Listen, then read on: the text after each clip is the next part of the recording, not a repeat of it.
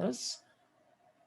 Jananivasa Prabhu is a yoga teacher, and he has been traveling quite a lot, I think, in his life. And I have known him for, I don't know, probably around 10 years or so. We can see that he is sitting in front of his edition of the Bhagavad-gītā, and he will be speaking to us from the Bhagavad-gītā 4:30.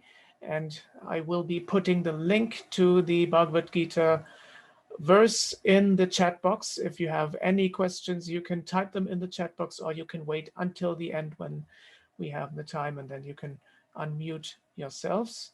So without any further ado, I hand over to you, Jananivas. Hare Krishna.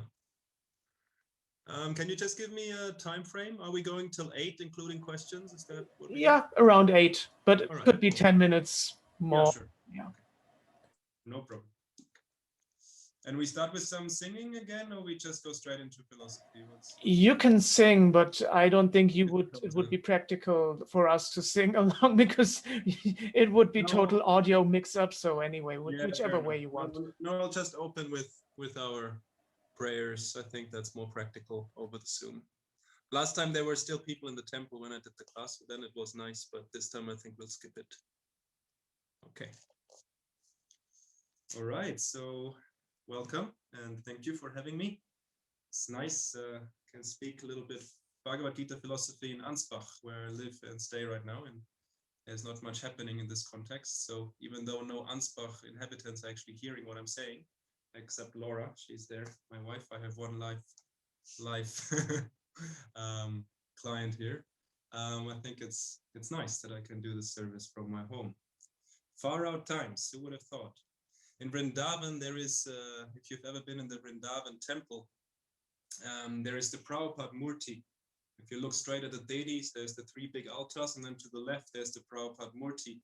And behind the Prabhupada Murti, there is a picture of Rupa and Sanātanam, the Swamis, our main teachers in the life of Bhakti, as Rupanugas and as Sanātanam being the older brother.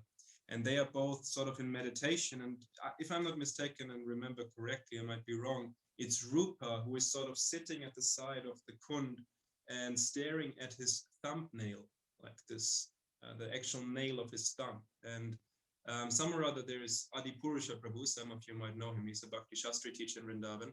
And we were standing there and he started to explain to me that what Rupa Goswami is actually just doing, he's watching television. Because he researched the Vedas and he found that there is a yogic city, like a mystic perfection, through which the yogi can, through his thumbnail, see the reality that he wants to connect to.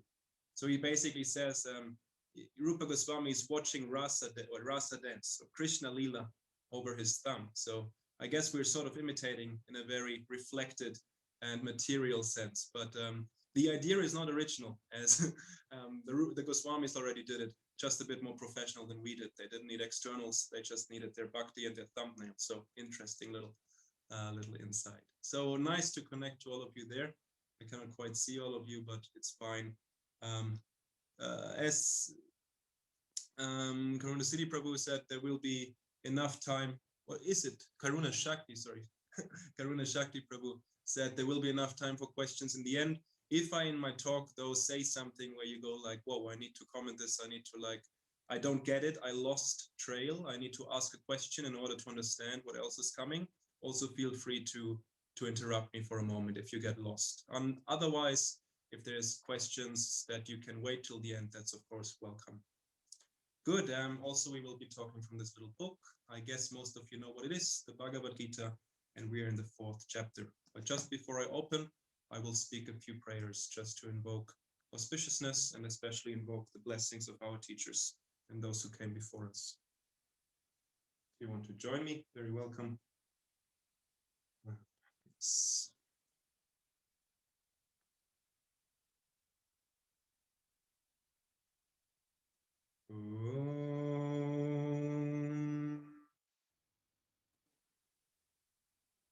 Om Agyanti Mirandasya Gyananjana Shalakriya Chakshurun Militam Yena Tasmai Sri Gurave Namaha Sri Chaitanya Manopishtam Stapitam Yena Bhutale Swayam Rupa Karamayam Darati Svaparantikam Vandeham Sri Guru Sri Yutta Padakamalam Sri Gurun Vaishnavanscha Sri Rupam Sagrachatam Sahaganara Gunatanvitam Tam Sachivam Satvaitam Sarvadutam Parichana Sahitam Krishna Chaitanya Devam Sri Radha Krishna Padan Sahagana Lalita Sri Vishakanvitam Scha He Krishna Karuna Sindhu Dina Bandhu Jagatpate Gopesha Gopika Kanta Radha Kanta Namostute Hey Tapta Kanjana Gaurangi Radhe Vrindavaneshwari Vrishabhanu Sutta Devi Pranamami Haripriya Mancha Kalpatarupyascha Kripasindhupevacha Patitanam Pavanebhyo Vaishnavebhyo Namo Namaha Sri Krishna Chaitanya Prabhu Nityananda Sri Advaita Gadadha Sri Vasari Gaura Bhakta Vrinda Hare Krishna Krishna Krishna Hare Hare Hare Rama Rama Rama Hare Hare Om Tat Sat. And then we can invoke with the first verse, first part of the Srimad Bhagavatam. Yesterday very specifically chose those words. Everything that follows after these words is an offering to the Supreme. This little mantra, Om Namo Bhagavate Vasudevaya. So we really, in this mantra, explaining a little bit our attitude toward what's about to follow. Because the word Om is opening the possibility of spiritual reality. It is opening, it is the representative mantra for spiritual existence itself, Om. It's the neutral sound. Basically, Krishna emanates the Brahman in forms of light, and Krishna emanates a continuous sound, the sound of Om. It's the neutral, the impersonal representation of spiritual existence itself. So we start the mantra with Om. We're opening to the possibility of spirituality. And then how do we open? Namo, Namaha, in respect, in humility. This is now our attitude. We are knocking on the door of transcendence, Om. And how do we knock? With humility, Namo. And on whose door? Now we're getting more specific, okay? We're opening up to transcendence itself in humility, but now we want to be more specific. Which door? In the town of transcendence, which door are we knocking on? Bhagavati. We want to go straight to the root, to Bhagavan, Bhagavad-gītā, right? This is the word. So to the Supreme Being, to God. And of course, how many names has the Supreme Being? Unlimited. How many forms does the Supreme Being have? Unlimited. So then let's be even more specific. Which form, which aspect of the Supreme? Vasudeva. Right? So Om Namo Bhagavate Vasudevaya. Om, I open myself to spiritual existence itself. How? Namo, in humility. Then which door? The door of God. And which form? Vasudeva. So the son of Vasudeva, which is Krishna. So we can chant this mantra 3 times, as Prabhupada made a habit of it. And yes, again, I learned from Adipurusha that whatever we do, whatever activity, if we started with this mantra, whatever follows is directly an offering toward Krishna. So very nice practice we can do as well.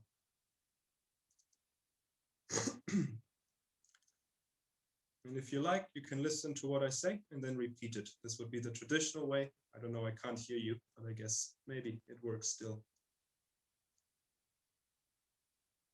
Om Namo Bhagavate Vasudevaya. Om Namo Bhagavate Vasudevaya.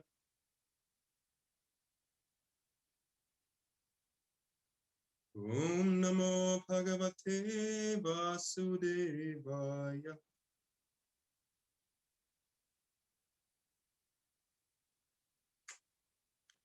Okay. Bit weird if I don't hear anything, but I guess it arrived, right? I see some people smiling, so I guess it works. Can you actually arrange a clock? Because I can't see the time. Thank you.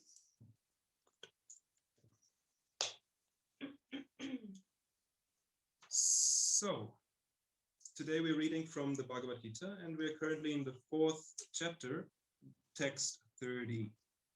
So the chapter right now, the chapter itself is transcendental knowledge. That's how Prabhupada translates it. And the chapter right now, this context of the chapter, it talks about yajña, about the basic principle of sacrifice, which is the core principle in any yogic system. And we're going to talk a little bit about later what is a yogic system, and maybe also about what could be a good yogic system for us to choose.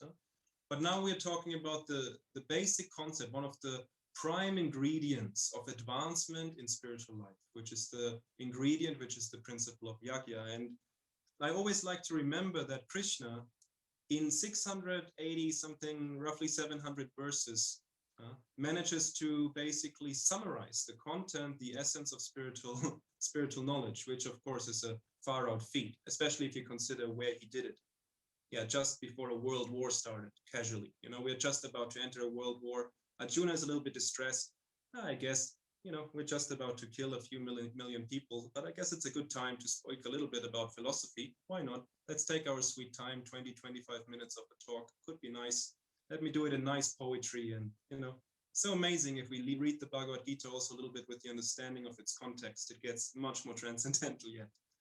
So Krishna, what I like to always remember is that Krishna doesn't use, I mean, like if you look at the Srimad Bhagavatam, which is sort of described as quite accurately describing the totality of spiritual reality, but then the Bhagavad-gītā apparently does the same thing in a nutshell. Well, it does it in 700 verses versus 18,000 something in the Bhagavatam. And of course, we have other scriptures where it uses a lot more time. The author uses a lot more time. So the point that the conclusion I draw from that is that every verse in this book is specifically placed. If Krishna repeats something, we should pay specific attention. And if he uses something like yajña and then gives many examples to it, he's not like losing track. You know, he's not like, oh yeah, okay, few examples. Did you get it now, Arjuna? No, it's like whatever he says in Bhagavad-gītā, we can really say that, yeah, there is something in it for us. And in this section, we can see that he quite extensively, already over quite a few verses, gives examples and tries to explain this principle of yajña.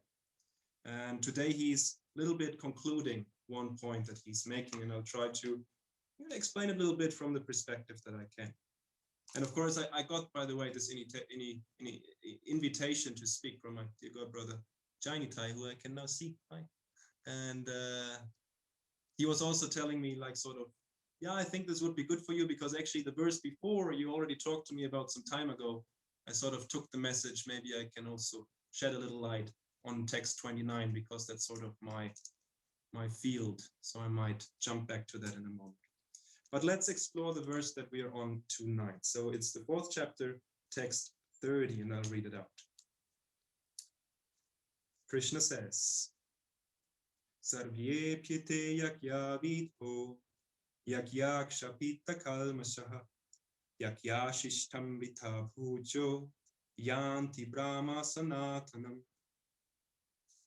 All these performers who have known the meaning of sacrifice become cleansed of sinful reactions, and having tasted the nectar of the results of sacrifices, they advance toward the supreme eternal atmosphere. So this is a powerful statement, because if we go a little bit back to the different practitioners and what Prabhupada sometimes says in the purport, oftentimes if you maybe read or heard through the previous verses, in the commentaries that Prabhupada gives on them, he's always sort of going like, yes, this yajña is nice, but our focus is Krishna consciousness. Yeah, this might lead to things like Ashtanga yoga and create unwanted results. We should focus on Krishna consciousness. Prabhupada very consistently sort of brings us back to this point. But now Krishna says here, all these performers who know the meaning of sacrifice, okay, there's a little qualification there. One needs to know why one sacrifices. One has to have a clear intention in the sacrifice. But all these performers, so no matter what the external form of the yajña, as long as the intention is right of the yajña, this is a little bit, if I don't get it wrong, but I try to a little bit say it in my own words, all these performers, whatever sort of yajña, as long as you follow the principle of yajña with the right meaning, so knowing the right meaning, so having the right intention, in other words, knowing why you do it.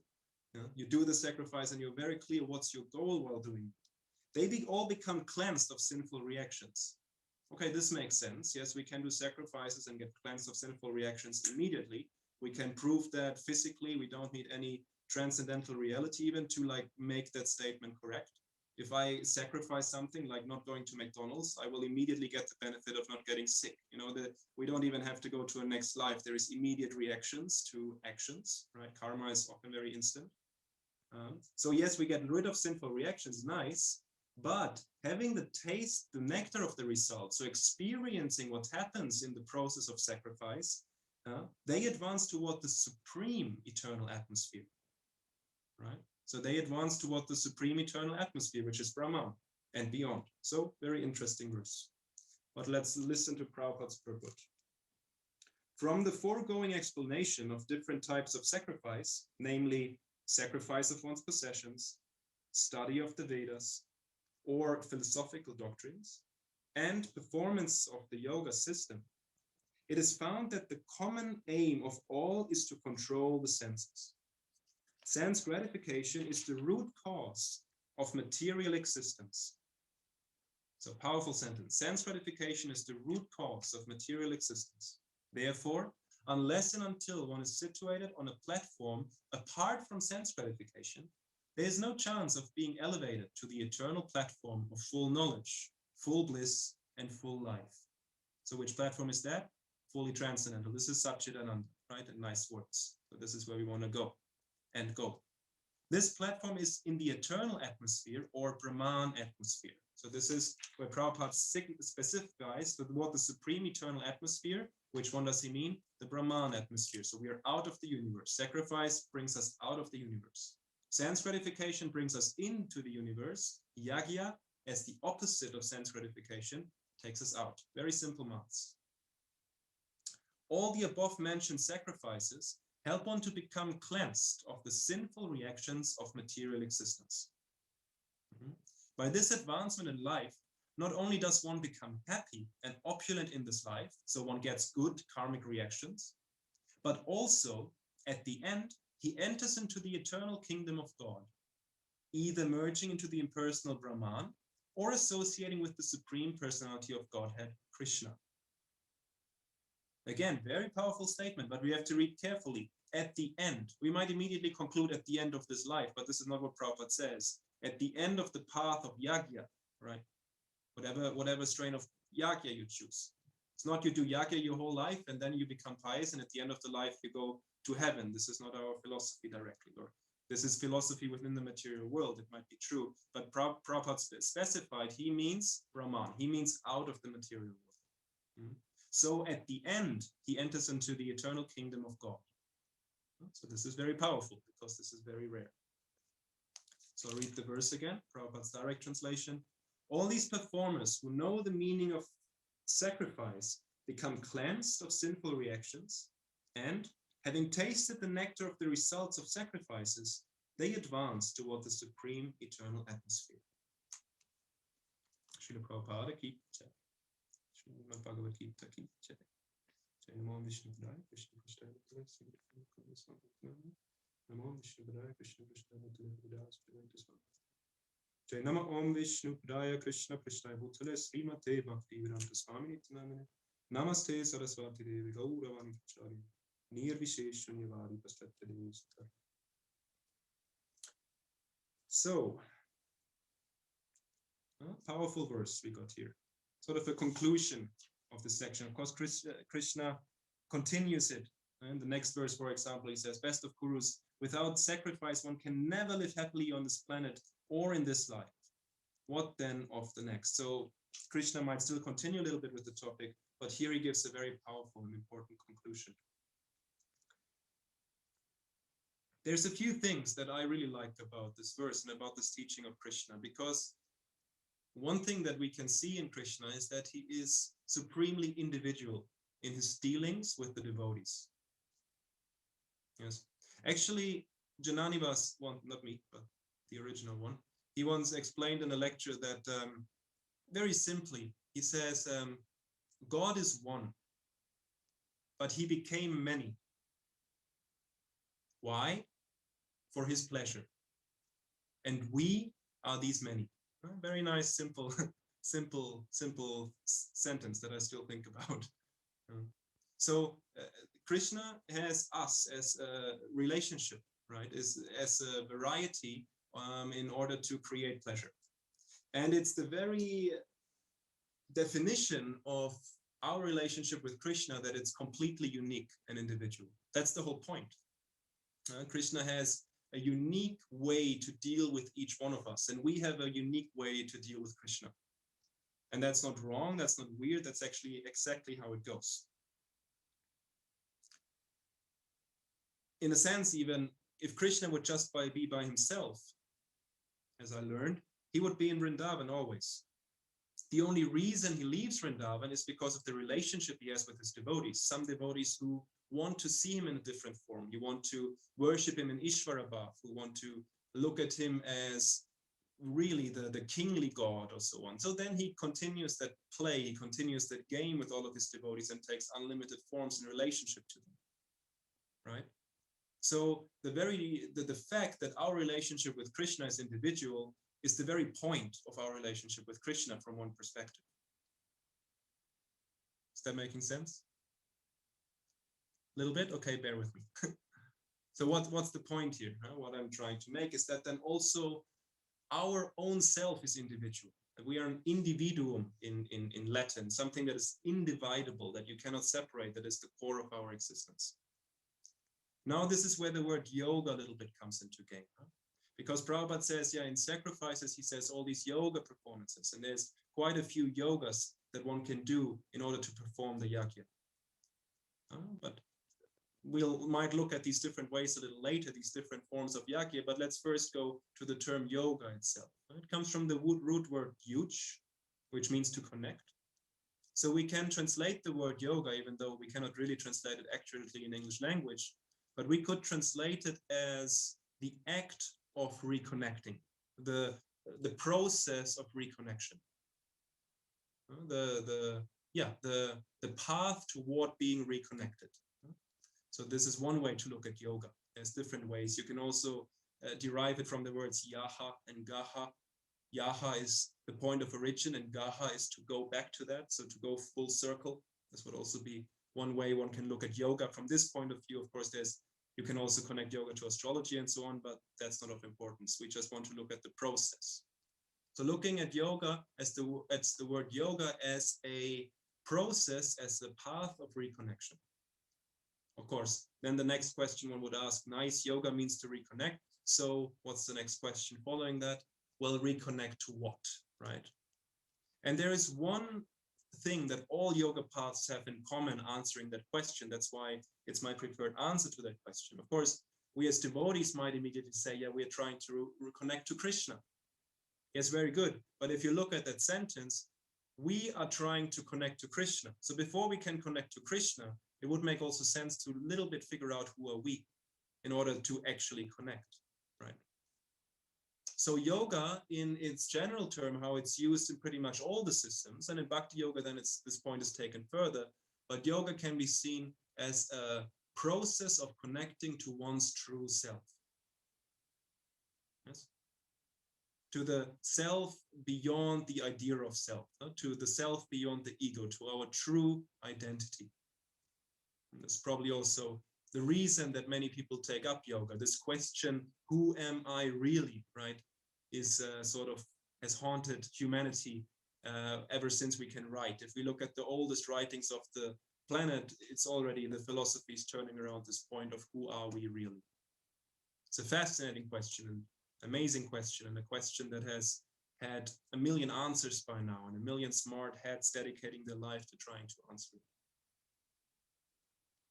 So this question is relevant, and this question is approached through the different yogas. Now, if yoga is the path to the self, to the true self, and then in its next step, the self's connection to the supreme, the self connection to reality, how is the self interacting? What is its position in reality? Yes. If we look at yoga as the path of connecting with one's true self, And the self is completely individual, is completely unique in its relationship to God, which defines it. So since the relationship to God is unique, the self is completely unique. Then also the path of reconnection must be unique for every single practitioner. In principle, it might look quite similar. We might group up with others that have same ideas and same directions and so on.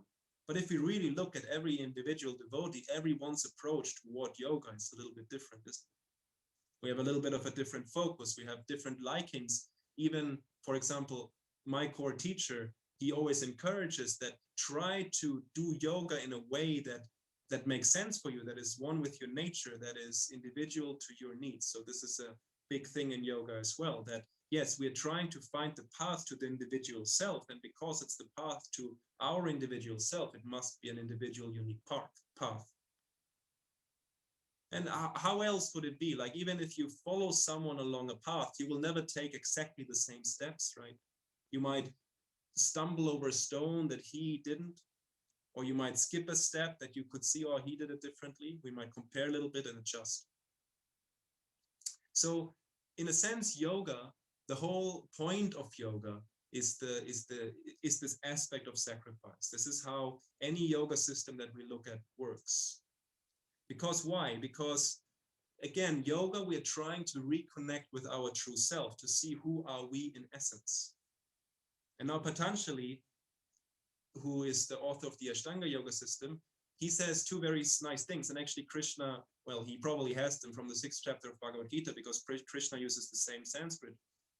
They both say that in order to advance in spiritual life, or to go on our path, we need two things, and this is abhyasa and vairagya. The positive and the negative. We need to advance forward. We need to be disciplined and do our practice. But also we need to let go what holds us back. So we need to put the foot on the gas pedal, but also we need to take the foot off the brakes. So this is where yoga, you could say, this aspect of reconnecting, of trying to reach out to the true self, is dependent on the process of yajña, of sacrificing and letting go of those things that hold us back. Of course, yajña in itself can also be a step forward, so these are sort of interwoven, but we can see this principle deeply enrooted in the idea of reconnecting with self. Because if we start to understand who we really are, we also start to understand what we are not. And the first thing and the foremost thing that you see in Prabhupada's teachings, I mean, if you listen to, I don't know, most of his classes, he will hammer one point, and this is, you are not the body, you are not this body, you are not this mind, right? Now, we are very much engaged, we are entangled, and we are identifying with our body. We are in Maya. We are identifying with the things that we are not, instead of with the things that we actually are. So if we start to understand that in theory, hey, I'm actually not, whatever, the great big boss of my company, or basically, I'm actually not the enjoyer. So then the roots of my identification with who I'm not is rooted in the energy that I give toward that identity. Okay, I'll try to break that down a little bit. If I, for example, think or have in this material world the position of being a very rich man and having a big income, which I use for big holidays, for my, well, essentially sense gratification, for big houses and so on. And I stumble on the path of yoga, and I realize that through a little bit of practice, through a little bit of insight, that I might actually not in core be this big businessman that I identify with. That my true self might actually lie beyond this or beneath this identification.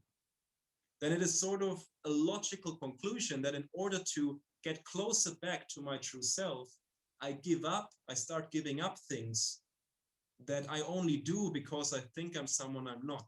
I think I'm this big businessman, so I hold big business, I shift a lot of money, I gain a lot of income and so on. I'm in this game, And because I'm playing this game, my identification with this game is increasing. So if through yoga I get the insight that maybe I'm something else, maybe I need to look at something else, a very good step to do is to start letting go of those things that I'm clearly not. Like, for example, not using the money I get anymore for my own sense enjoyment, because this will just underline and strengthen my identification with my body. But instead saying, maybe this idea of yajña now makes sense of starting to give up certain things. And I think in one of the previous verses, householders were mentioned, how householders sacrifice the sense objects in the fire of the senses. I think Prabhupada translates it somewhere along those lines, right? So this would be a prime example of someone who is in the prime of their household life, but now realizes that maybe there is something else to discover. So here's the principle of yajña, and for this person, the first steps could be to engage his wealth, to sacrifice his wealth to, well, the fire of, for example, an ISKCON temple or so. Build a nice altar, create some nice deities, do something with your money, with your, well, identification as a businessman that now serves more toward the purpose of self-realization. So here's where the principle of yajña comes in. So dependent on our individual situation, as we discover yoga, this process of yajña, therefore, might look very individual and very different from each other. If we actually look at the different yoga paths, there is almost unlimited ways to do it, isn't it? Like, for example, you might have heard of this Bhujang yoga, where the yogi just basically takes the identity of a snake for his process. And he lies down wherever he is, or he sits down wherever he is. And apparently there's a certain type of snake that just opens their mouth and waits till like a prey walks by, and then they take that. And they don't eat anything else. So that yogi goes like, I sacrifice basically all my idea of I need to serve this body, because I'm not this body. I'm created by God. I'm taken by God. Everything that I eat is created by God. I actually have nothing to do with this whole situation. So I don't need to feed this body. I can just completely detach from it because it's not me. And I practice a yoga where I basically sacrifice my desire to arrange my life and just go, I'm completely independent of the Supreme. Very unique way of yoga, very unique yoga that probably not many of us can do. But the principle is there for this person to see that I'm not this body, so let me act upon it. There's a realization, there's a direction, and then the next step is yajña, to sacrifice whatever holds us off the realization of the self. So the way that we can perform yajña is therefore unlimited. It's not about the detail of what we do, of what we sacrifice. For a Bill Gates, I don't know if he decides to become a devotee, would be nice. He can, if he says, oh, I'm becoming a devotee, I'm going to donate $1 million. Well, wow, $1 million. But if you compare the detail with the principle, for him, that would be hardly nothing. Whereas if, whatever, I once actually was in Sydney, I was collecting for the temple. I was doing stickers, as you do there, not books, but stickers. You get little Jagannath smiles and you give money for them. Yes, that was fun. And I was at the quay, so where the opera house is. You probably saw pictures where the fireworks are, the Sydney Harbour Bridge. Very creative name. There's a bridge over the harbor. How should we call it? Harbor Bridge. Brilliant. Anyway, so I was collecting there, and normally with stickers it goes quick. For a book you might sell a few books in an hour and you're pretty good. But with stickers, normally every second person takes one or so. They don't give much. They can just give a donation for the temple. They give 50 cents, $1, $2, whatever they want, and they get a sticker and off you go.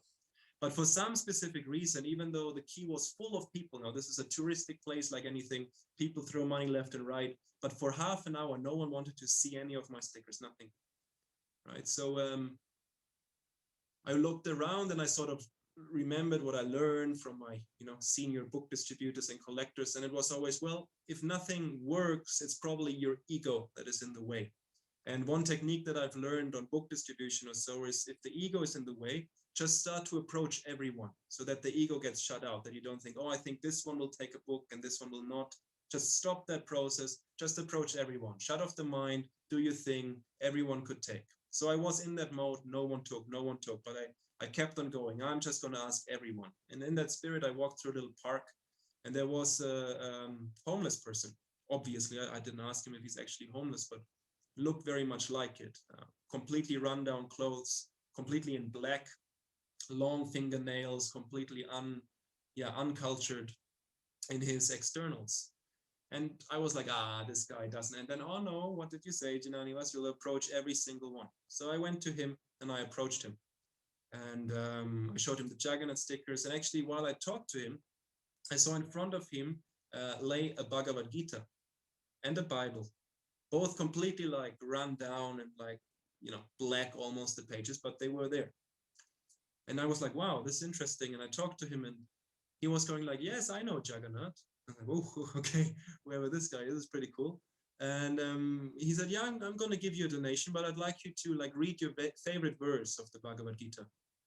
And then I told him, well, I don't really have a favorite verse, but what I do is I just open up the Gita and see what it wants to tell us today. So he was very happy with that idea. And I opened up the Gita and I can't quite remember which verse, but it was about sacrifice. It was very nice.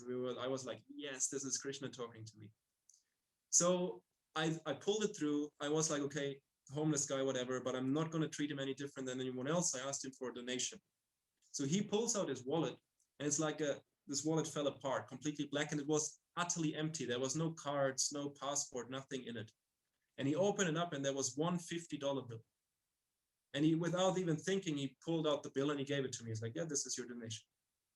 And I was like, oh, do you want something? I felt bad taking it. I was like, do you want something back? Should I give you some change or so? It's nice that you want to give. And he was like, no, that's good. I know what work you're doing. It's fine. Whoever this guy was, I don't know. He was like happy with me having it.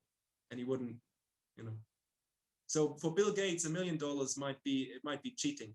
For this guy, he gave everything that he had. What do you think Krishna thought about that move?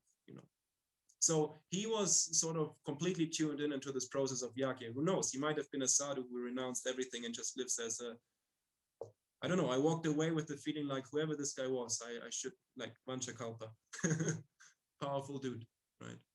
So he understood the principle, and actually he gave more than I ever expected. Hardly anyone gives $50, but he did.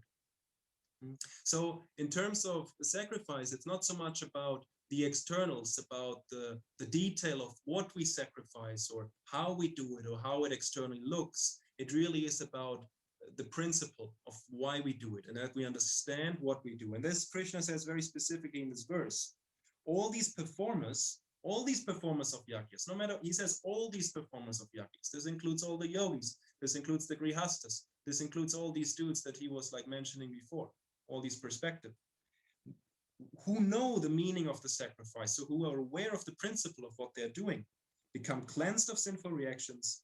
And then, because when we do the yajña, there is a taste.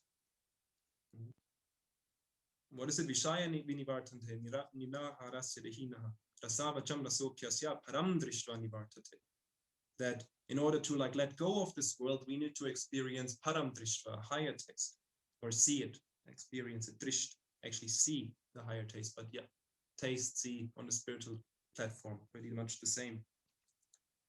So very, very nice verse in this sense, very encouraging, because I don't know, but have you maybe, I had this thing that I was joining a movement where somewhere or other in the beginning, it felt like it was all quite unified. There was a very clear path. You had to sort of get with the program or get out a little bit. This was, I mean, of course, I approached this whole bhakti yoga thing as a brahmachari and a German brahmachari. So I guess a lot of the pressure that was there also came from me and my own understanding of how I thought that it should work.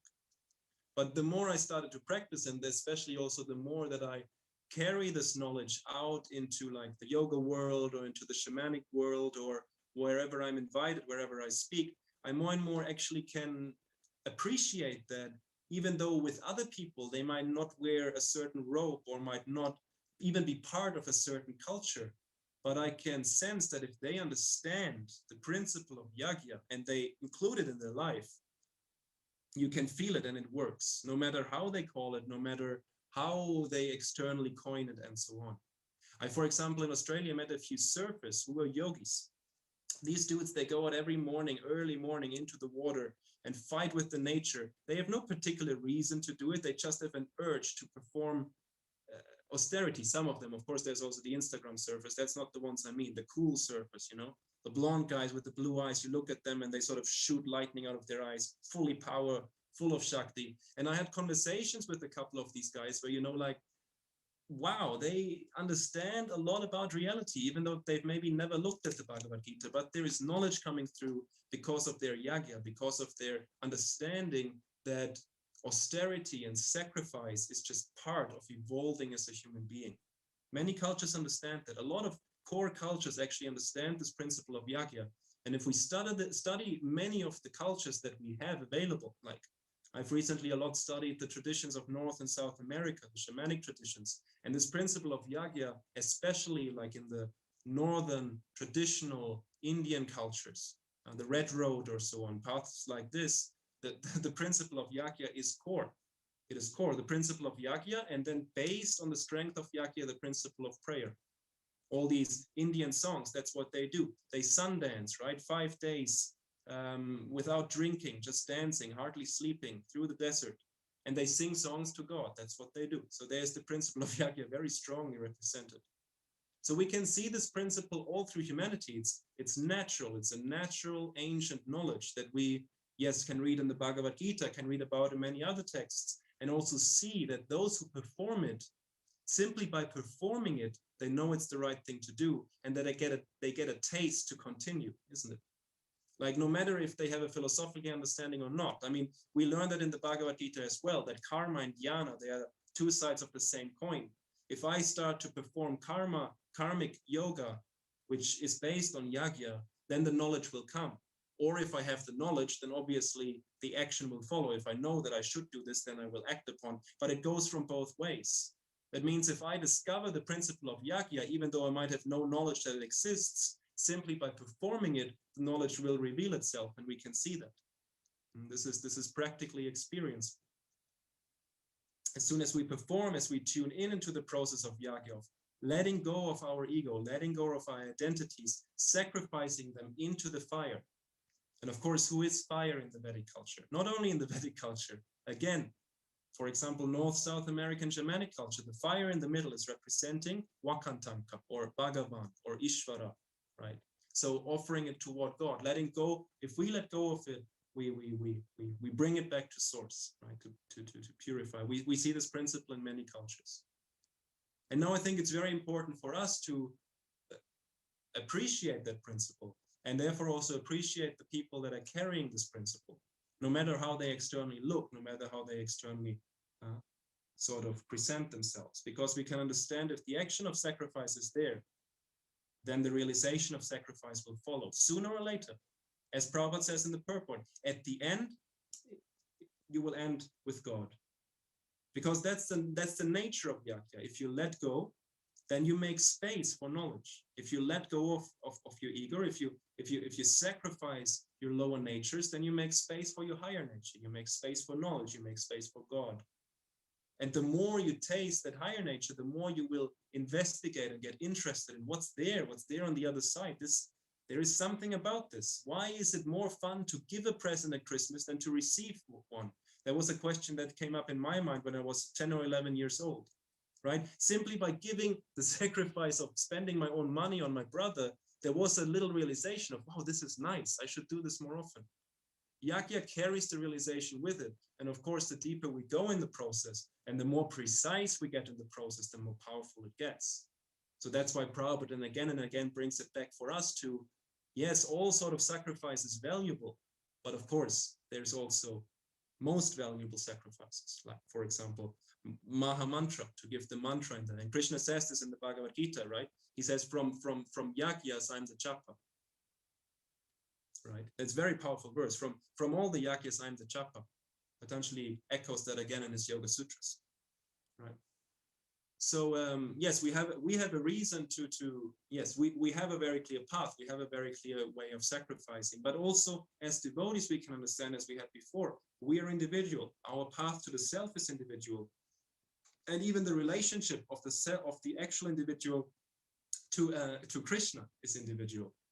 So also, therefore, as one of my very dear teachers once told me, Atmaram Prabhu, that as soon as we start to compare our own spiritual process with the process of others, we've already lost, right? Because our path is completely individual.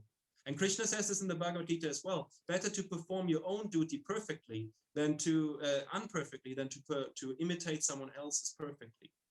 Because it's not your path. You might perfectly be able to walk that line, but if that line leads to somewhere where you're not supposed to go, then this is quite useless. Better to struggle walking your own expression, your own individual calling that you might hear in your heart in terms of communication with Krishna. Don't listen to everything that's in your heart. It might not be quite as pure yet as to do that. But now let's go back to the core, right? That our individual process of yajna, our individual process of yoga might express itself completely individual in this world, and it should, and it's encouraged that it does, right? So I guess this is sort of a topic that comes up with me because in the Western culture, we're losing that a little bit. We're losing the value or the appreciation for individuality, that I can completely blossom in my way to express, and you can do it in yours, and we don't have to compare. There is no I'm better than yours or you. No, we are just on our individual tracks. And if you look at cultures like political correctness and so on, what they do with the way we speak and with the way that we stop expressing ourselves individually, yeah, it's very hurtful to our relationship with the world. And I just feel that as devotees, it's also very careful. We should be very careful to protect ourselves, making similar mistakes with each other, because we are influenced by this external world. So we should go back to the philosophy of respect and culture of that. Yes, I have my path and I'm clear on my path and I express my path individually, and so does my neighbor.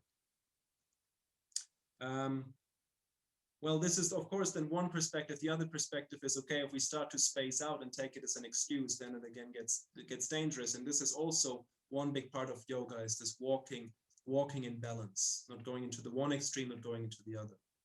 What I just said, you could probably take away and say, well, Jananivasa said I should just create my individual bhakti yoga school and do whatever I like. No, that's not my point. I hope you don't get me wrong.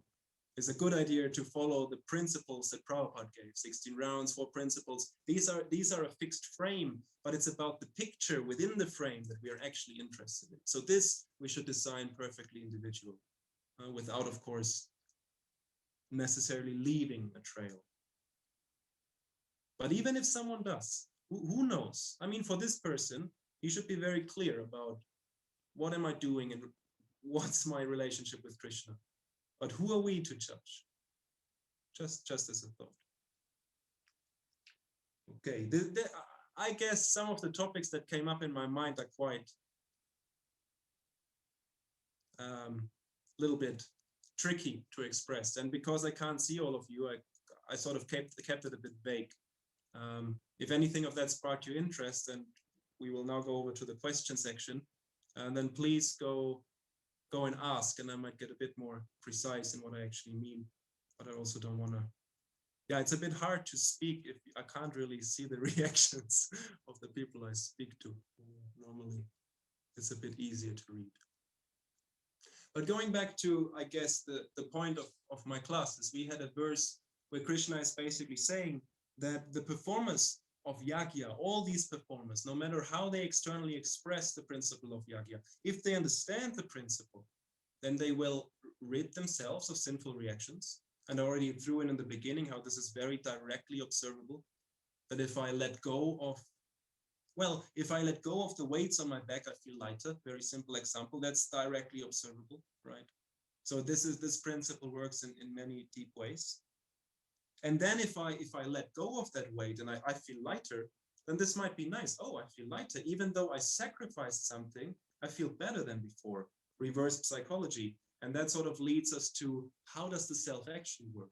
What is actual happiness? And if we keep on following the trail, if we keep on following these breadcrumbs of yajna, then Krishna says, we will continue to advance to the supreme eternal atmosphere. And Prabhupada echoes that in his purport. Either at the end, he enters into the eternal kingdom of God.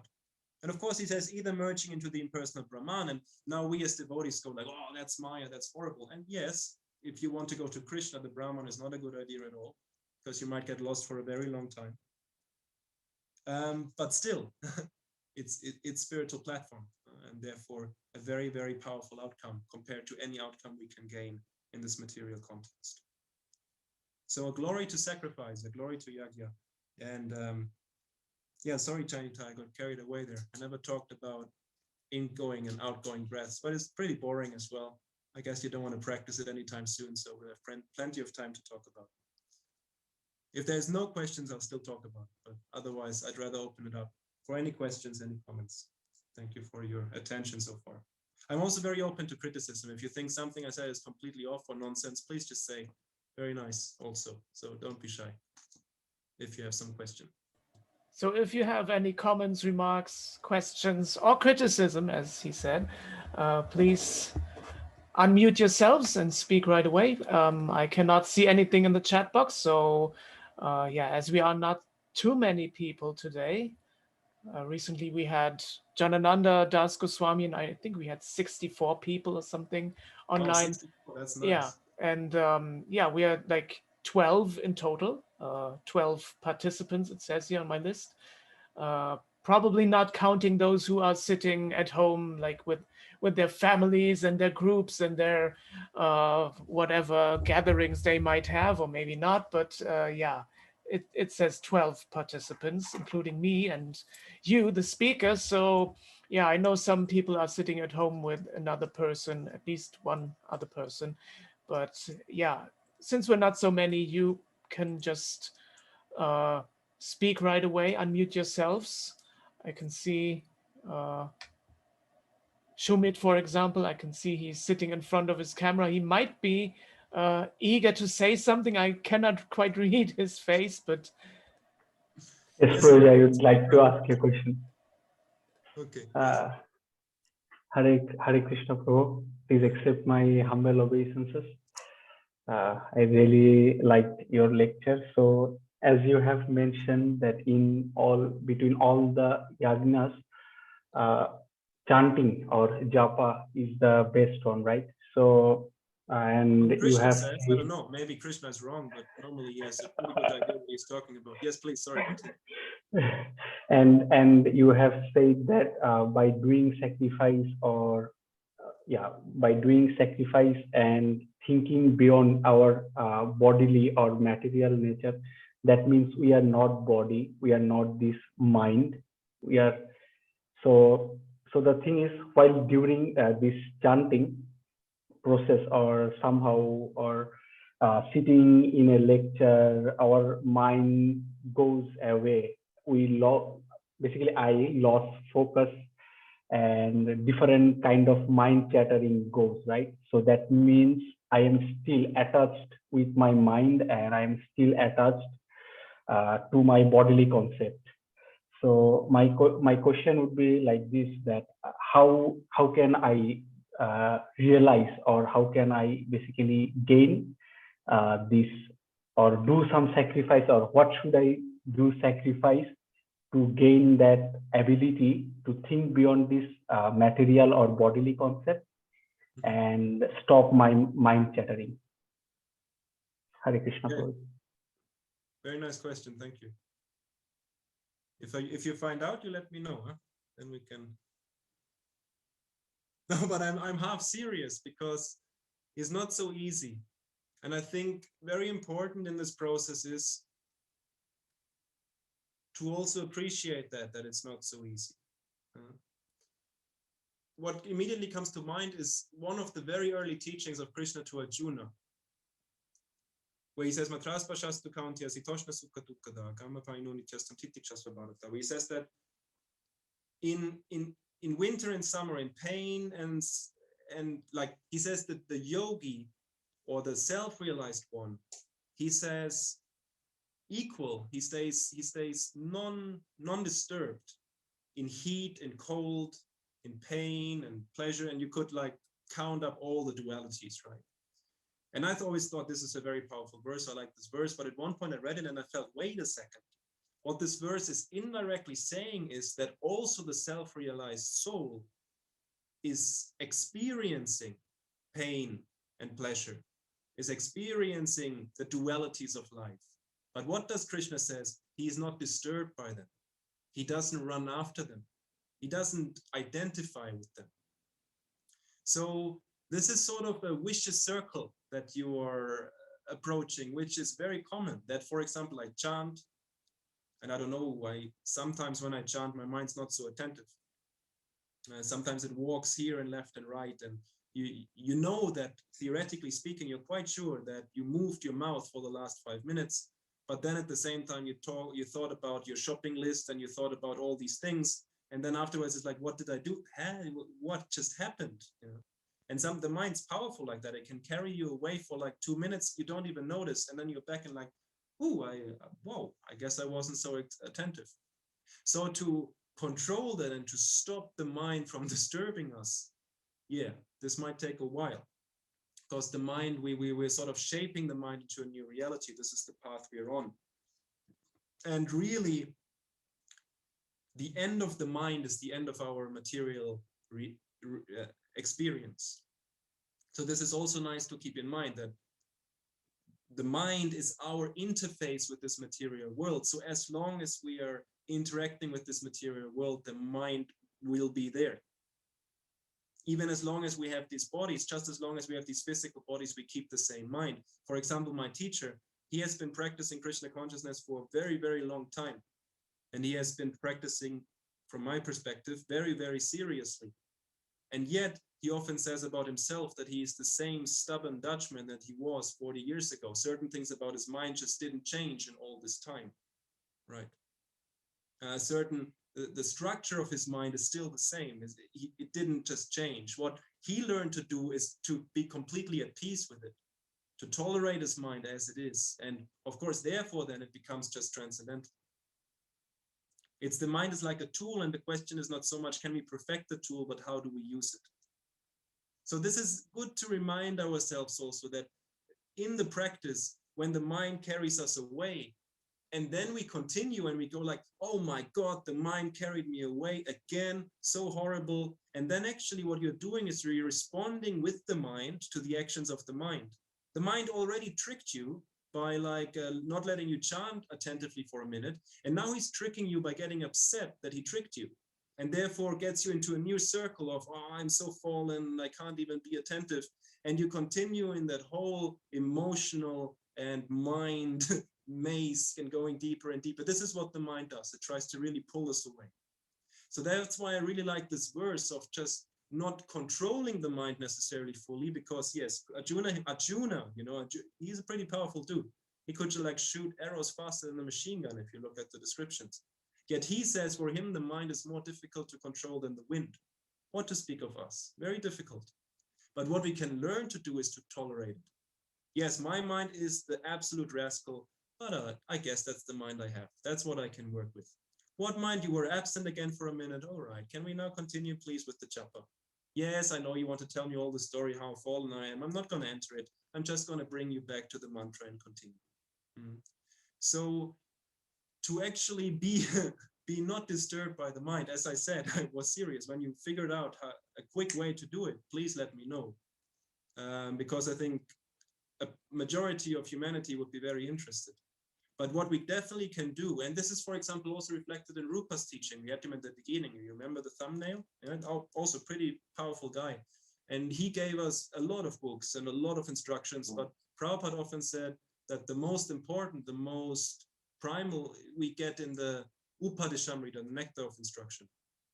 And the first verse in nectar of instruction is talking exactly about those tasks that you mentioned. Vacho vegam, manas sakroda vegam, jiva vegam, uttarupastha vegam. He talks about the urges that we have, the urges of the mind, the urges of the tongue, the urges of everything. And then if you look at the actual Sanskrit he uses, because I think in the German translation of the Upadeshamrita, it's translated that one who can control those urges. But if you look at the Sanskrit word, what Rupa Goswami actually says, he says, one who can tolerate all these urges. He is eligible to take students all over the world. Because controlling, well, once you control everything, you're out. That's it, finish, right? But as long as we're here, we have this body, the body won't stop hurting just because I learn about Krishna. But because I learn about Krishna, I can understand I'm not the body, and therefore I can learn to tolerate the body. the body is not a problem anymore. It's the same problem that it was before. It didn't change, but my perspective on the problem changed, and therefore it's not a problem anymore. If I understand I'm not the mind, if I understand my mind is a rascal machine that I programmed myself with all these loops and all these attachments, then when the attachments come up, I can go like, oh, that's a nice attachment. And instead of going like, I don't want this, this is a horrible attachment, I go like, yeah, I'm not going to do anything about it. Nice attachment, but yeah, just high attachment. See you later attachment. Right? It is not about, if we would first have to eradicate all our attachments, my God, billions and billions of lives. And how many times would we slip? And that's what we're trying already for so many lives. So instead of that, we tolerate the mind, we tolerate the body, we tolerate our ego, we tolerate our intellect. And with the tolerance, we use our time that we gain to chant Hare Krishna. And then we process. I don't know if maybe that didn't really answer your question, but I guess it still maybe gave you a practical hint on what to a little bit focus on. Yes, Rohit, thank you. Thank you, Rohit. Thank you. Hare Krishna. Gauranga. Anything else? It's 8 o'clock. So. Hare Krishna, Prabhu, please accept my humble obeisances. I would like to ask something. Is it okay? Yes. Yes. Okay.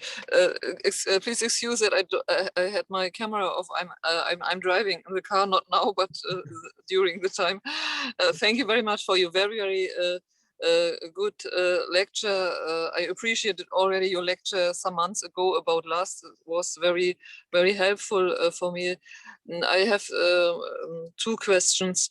You said we have to learn to tolerate, and in my experience, the border of tolerance is often dependent on my physical condition. When I'm not in good physical condition, maybe when I'm exhausted, how can I be tolerant under such a condition when the physical condition is not able to tolerate?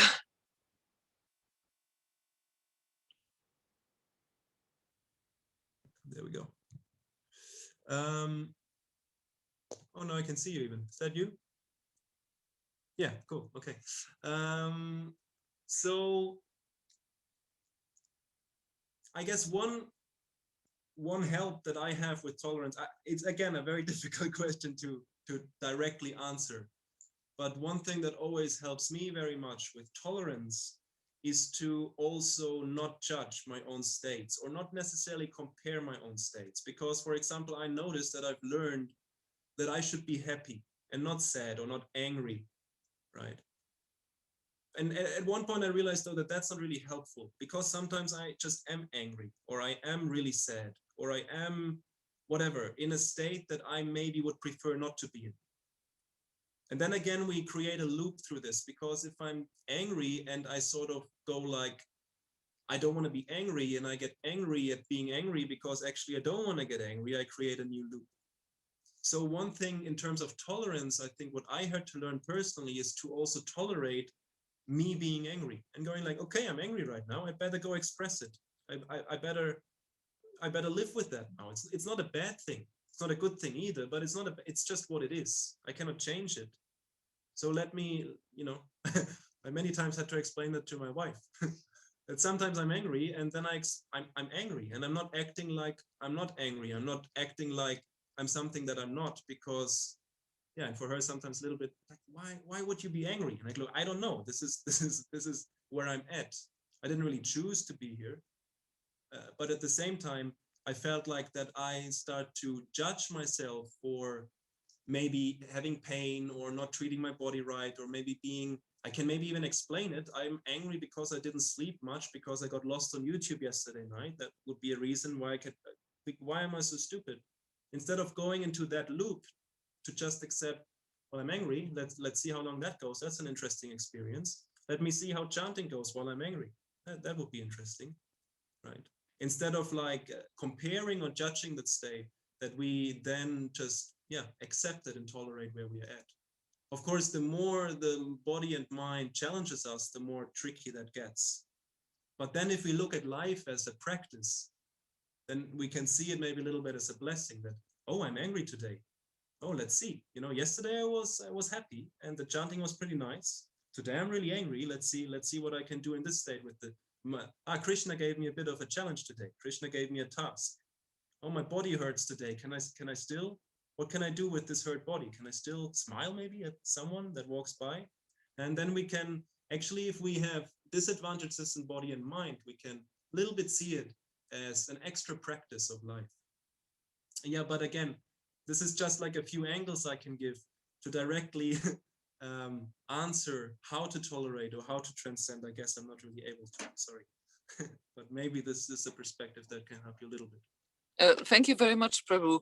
I would like to know if it's possible between devotees. I'm only a beginner in Krishna consciousness. Between devotees, on which point does criticism start? Maybe I had yesterday a little experience. If I'm not in so good condition and somebody wants to give me an advice, but at that moment I will not hear this advice, and I say, please let me. I'm not so good in English. I don't want to talk about this now, and maybe I was not so friendly with my expression. Is this already an offense? Is this in criticism and an offense? No, I think the way you reacted is very, very positive, no, very mature. You can even explain maybe your state. Hey, I'm not feeling too well today. Can you maybe not do that to me and criticize what I'm doing right now? It just doesn't help or so. I don't think that's offense.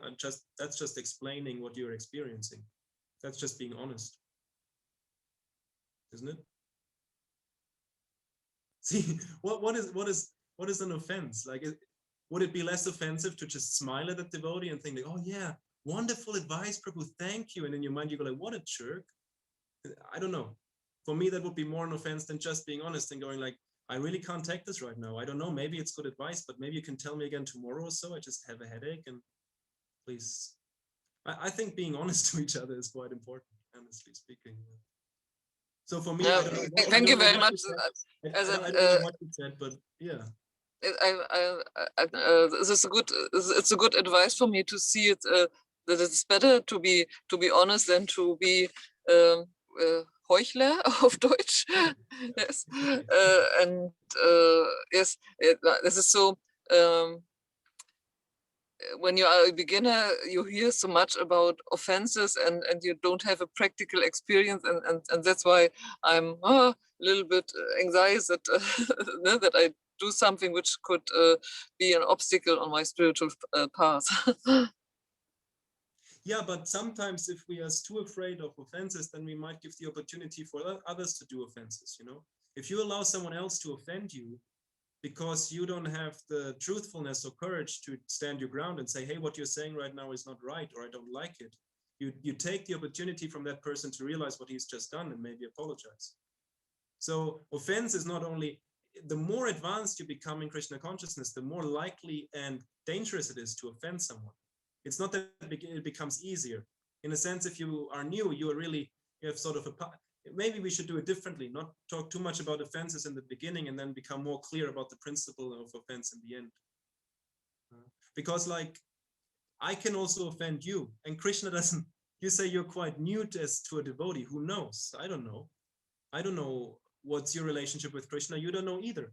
You can't compare your love to Krishna to mine because you don't know mine. So neither me nor you can tell who is more advanced of us two. So, you know, this whole thinking of I'm more or younger or I'm second initiate, or I don't know, all this stuff is helpful to get a form, to get like a little bit of guidelines and hierarchy, which is essential for human life.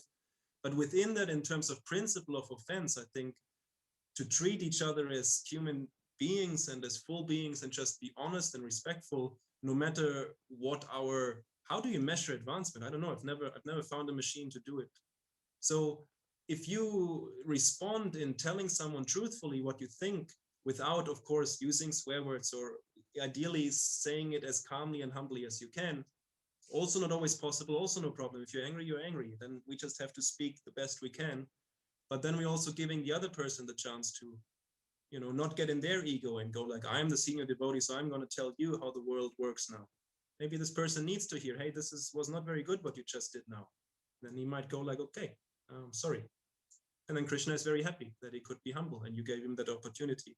So offense is a very tricky topic. We could have another another lecture about it maybe next time. But generally, I think you're a mature lady. You experienced a lot in life.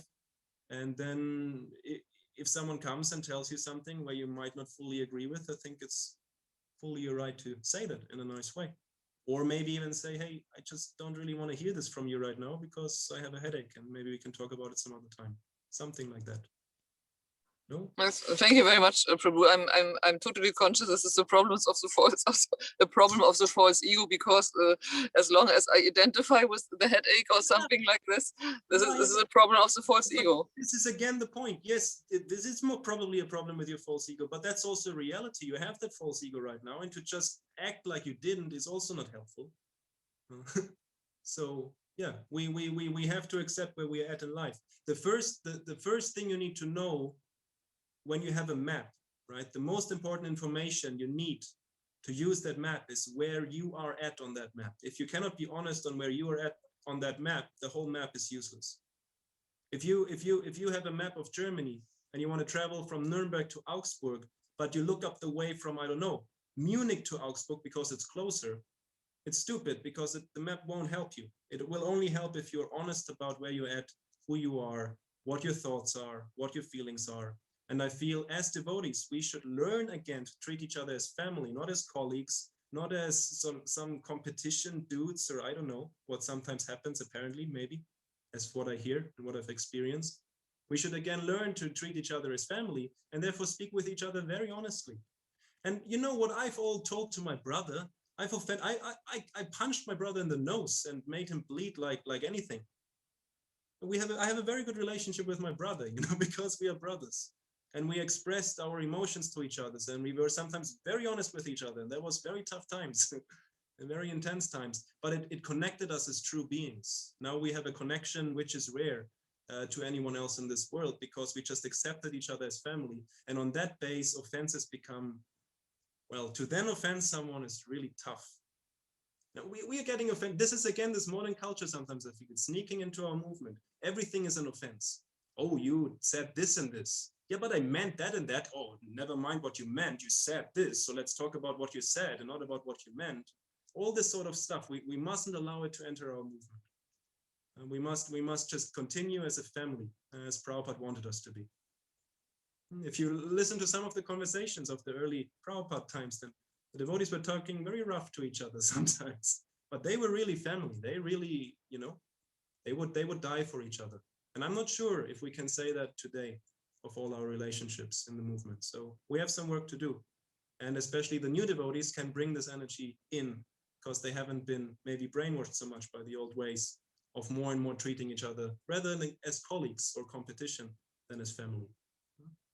Oh, very tough words. I'm sorry. This maybe was offensive. No. Please forgive my offense. No. Speaking very honest and directly. I like it here. Thank you very, very much, Prabhu. All the best for you, and thank you very much for giving us opportunity to learn something more about Krishna and Krishna consciousness. Yeah, I guess that's Bhagavad-gītā also.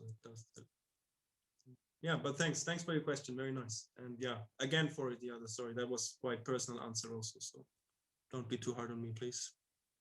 Any other questions, comments? This was very interesting topic. If anyone wants to share some realization on that question, I'd be very keen to hear anyone's perspective. Because I'm also learning, what I'm sharing is just my perspective. I might be wrong in every second thing I say. So please go ahead. Yeah, I have a comment on that, because it kind of refers also to our verse, which you were, because it's also kind of a sacrifice to be honest to yourself and to be honest to others and to open up. And, wow, nice. Very nice. But it's about the motivation you have, it's about like the attitude you take. If you just want to put yourself above somebody, that's a wrong attitude. It's not the attitude of a devotee. A devotee, he wants to be the servant and he wants to be humble, but still, of course, he doesn't want to get. He also wants to get the right, you can say, treatment, not just to be for his enjoyment, but for his growth also. It's not about like getting the proper treatment because okay, now you are wrong to me and therefore that's not good, I cannot enjoy, but it's also needed for growing properly, that we get some appreciation, or that we feel treated in the right way, or and that we get corrected in the right way, and all these things. Totally, yes. Really like that comment also. It refers to the verse. That's very true, because sometimes it's really tough to be honest. It's very tough, but it's the same actually. Once you start it, you feel you start tasting the nectar of honesty, right? And then more often you realize that even though it's the last thing I want to do, right, being honest, but if I actually do it afterwards, I always feel better. This is my personal experience, even if it's a horrible thing, right? But then if we're just honest about it, if we take it right away, then there is this relief, and there is this, again, higher taste that comes sneaking in. So very nice reference there to the verse. Thank you. Thank you, brother. All right. Getting late. So if there is no other, so we have to. Yeah, if there is no other comment or question, then we shall conclude. Otherwise, I can also add a comment, like honesty is nice, but you can also be too honest. You can, if you are too honest, and I say, oh my God, you're so ugly today, or something like that, it will hurt the person. I mean, it will be, if I say, like, for example, you are ugly or whatever, stupid or something, and that is my honest opinion, that's honest, but the person will feel hurt with their, in their false ego. And then I could also say, oh, well, it's just your false ego, and what's that in comparison to, like, even if your material body is ugly, your spiritual body will be beautiful, or something like that. It's even if it's the truth, it might be hurtful as well. So you need to weigh those things. It can be offensive if you hurt someone, even if it's on a material level, on the level of false ego. The person will feel hurt. If I punch you in the face, it's just your material body, but still it's an offense if I do that, right? Yes. So this is very nice. There's a core principle of yoga also. We have these yamas and niyamas, and actually there's the principle of satya, of being fully truthful, but above that principle is the principle of ahimsa, of not hurting anyone. So this should be our prime guiding line, that there's no point at being honest to the point of, there's this famous story, right, of this man that ran away from the robbers, and the robbers came, and the man came to the yogi's cave and hid, and the robbers came and said, hey, do you see that man? We want to kill him. And the yogi says, yes, he's hiding over there because he's practicing truthfulness, right? But obviously that's not the right way to practice it. We have to first consider ahimsa. Am I harming anyone with my truth? And if I'm harming anyone, is it really worth it? Is it really necessary to do this right now? Or could there be a more, this is also, again, humility. So as always, it's a balance. But very good comment. Thanks, Prabhu. Very good comment. We have to also be, respectful. Again, as family. I mean, if I also don't, even though I treat my brother very honestly, he has a beard that I sometimes don't like very much. I never told him. So that's things that we can maybe just keep to ourselves. Yes. Yeah, it should be helpful. So Martina just wrote in the chat box, you have to be honest with yourself, but not too strict, not in a way which is too strict, maybe. So that's very important also to be honest to yourself. Otherwise you'll be cheating yourself, and that also is a problem. So I guess yogi's life is always the walk of balance. It's always the walk of balance. Yes. We can again and again see that, again and again realize that. No honesty at all is tamas. Aggressive honesty is rajas. And balanced, clean honesty is sattva, the balance in between the other two extremes. Okay, so thank you very much. I'm going to close the class. I'm going to mute myself. Thanks for listening, everyone. Thank you very much. Thanks to all of you who have joined us. Thank you, Jananivasa Prabhu, for being with us and for speaking and for saying these wonderful things. It was very interesting. And I think from what I've heard from the different participants, they have said and indicated that they liked it very much.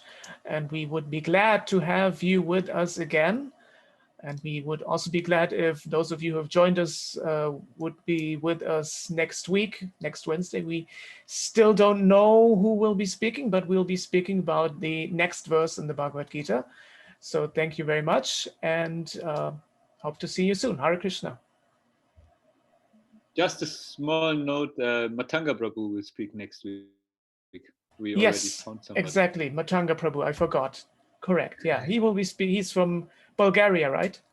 Yeah.